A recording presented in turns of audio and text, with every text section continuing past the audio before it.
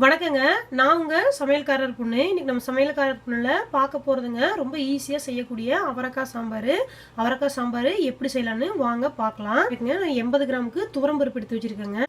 இதை 2 டைம் தண்ணி ஊற்றி நல்லா களைஞ்சிக்கோணுங்க. 80 கிராம் பருப்புக்குங்க நான் இந்த அளவுக்கு அவரக்காய் எடுத்து வச்சிருக்கேங்க. இதை வந்து கொஞ்சம் மீடியம் சைஸில் கட் பண்ணிக்கலாங்க. இப்போ அவரைக்காய் பார்த்தீங்கன்னா இந்த மாதிரி மீடியம் சைஸில் கட் பண்ணிட்டேங்க. சாம்பாருக்கு எப்பவுமே இந்த மாதிரி கொஞ்சம் பெரிய பெரிய சைஸாக போட்டால் ரொம்ப டேஸ்ட்டாக இருக்குங்க. இதில் ஒரு தக்காளியை நல்லா பொடி பொடியாக வெட்டி வச்சுருக்குறேங்க. இதையும் உள்ளே போட்டுக்கலாங்க. இப்போங்க இந்த அளவுக்கு சின்ன நெல்லிக்காய் சைஸ் அளவுக்கு புளி எடுத்து வச்சுக்கலாங்க. இதை வந்து கொஞ்சம் இந்த மாதிரி சின்ன சின்னதாக பிச்சுங்க இதுக்குள்ளே போட்டுடலாம். இப்படி கொஞ்சம் சின்ன சின்னதாக பிச்சு போட்டாங்கன்னா விசில் வரப்போ புளி வந்து தானாக கரைஞ்சிரும். நாம் எதுவுமே கரைக்கவே வேண்டியது இல்லைங்க. இதில் 2 டேபிள் ஸ்பூனுக்கு சாம்பார் பொடி வச்சுருக்கேங்க. இதையும் போட்டுக்கலாங்க. மஞ்சத்தூள் வந்து 1/4 டீஸ்பூன் போட்டுக்கலாங்க. இப்போ இதுலங்க 1/2 லிட்டர் அளவுக்கு தண்ணி ஊற்றிக்கலாங்க. இன்னும் ஒரு 1/4 லிட்டர் கூட ஊற்றிக்கலாங்க. மொத்தம் 3/4 லிட்டர் அளவுக்கு தண்ணி ஊற்றிருக்குங்க. இப்போ இதை மூடி போட்டு வச்சுங்க. மீடியம் ஃப்ளேமில் 4 விசில் விட்டுறலாங்க. 4 விசில் வரைக்குங்க. அதுக்கப்புறம் எப்படி இருக்குன்னு பார்க்கலாங்க.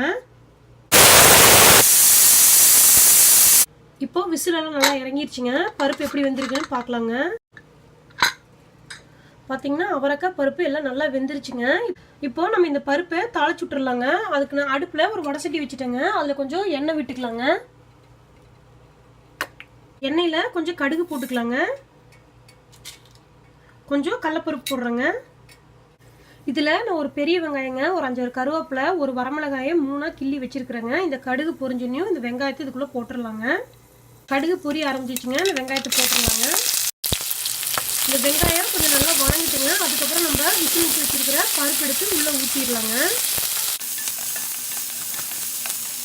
இப்போ வெங்காயம் நல்லா வணங்கிருச்சுங்க. விசில் ஊற்றி வச்சிருக்கிற இந்த பருப்பையும் அவரைக்காயும் இதுக்குள்ளே ஊற்றிடலாங்க.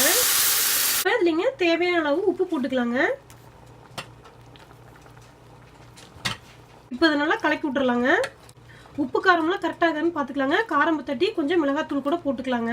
மூடி வச்சுங்க. ஒரு 5 நிமிஷம் கொதிக்கிட்டுங்க. அதுக்கப்புறம் பார்க்கலாங்க. இப்போ 5 நிமிஷம் சாம்பார் நல்லா கொதிச்சிருச்சுங்க. பார்த்தீங்கன்னா நல்லா சுண்டிருச்சு. இப்போ அடுப்பை ஆஃப் பண்ணிடலாங்க. இவ்வளோதாங்க அவரைக்காய் சாம்பார் ரெடி ஆயிடுச்சு.